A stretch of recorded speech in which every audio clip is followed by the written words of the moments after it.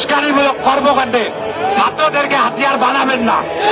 আমি আপনাদের বারবার বলতেছি, কাজেই আমাদের এই আন্দোলন এখন পর্যন্ত শান্তিপূর্ণ, আমরা শান্তিপূর্ণভাবে শেষ করতে পারি। থেকে আমাদের প্রতিনিধি যাবে থানায়, থানার ওসির কাছে যাবে যে তারা আমাদের আন্দোলনের সাথে সংহতি প্রকাশ করছে, এই মর্মে অন্তত তাদের মৌখিক স্বীকারোক্তি আমাদেরকে দিতে হবে, যাতে আমাদের প্রশাসন থেকে কোনো রকমের আমাদের হয়রানি না করা হয় এবং আমাদের উপর কোনো রকমের নির্যাতন না করা হয়।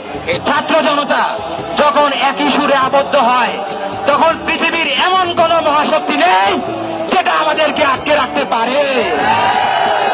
আমরা মরি বাঁচি সবাই একই সাথে থাকব।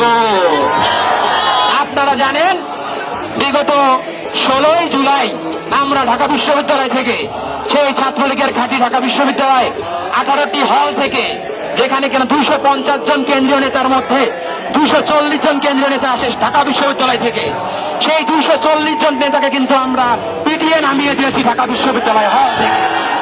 তাহলে কেন আজকে আপনারা এই টোকাই লীগের প্রতি, এই টোকাই আওয়ামী লীগের প্রতি একতাবদ্ধ হয়ে দাঁড়াতে পারবেন না?